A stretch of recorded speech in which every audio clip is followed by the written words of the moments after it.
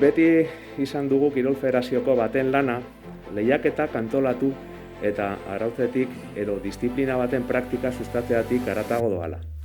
Euskararen sustapenarekin hasteko modurik onena, euskara egunero erabiltzen duten etorkizuneko entrenatzaileek ikasketak euren ama hizkuntzan egiteko aukera ematea zen.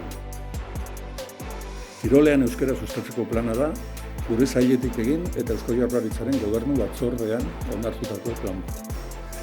Askotan esaten dugu, eta orain, hezkuntza lege bat egiten ari garela gehiagotan gainera, eskolak bakarrik ezin duela.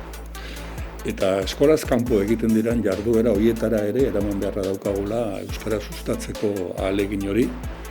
Erronka handi bat daukagu eta erronka horretan bidelagun, bidaide eta lankide izango gara eta helburu horrekin datoz gaur hona.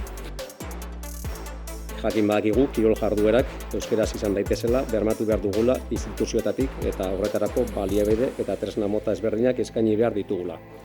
Kirol eremuko edozein erakunde, pertsona eta agentek, aparteko garrantzia hartzen dute hizkuntzaren normalkuntzarako gakoa. Euskara batzorde bat badago, parekidetasun batzorde bat badago, badaukagu zuzendaritza eta zuzendari berri bat eskolan, eta hiruren arteko josketa bat izan behar du.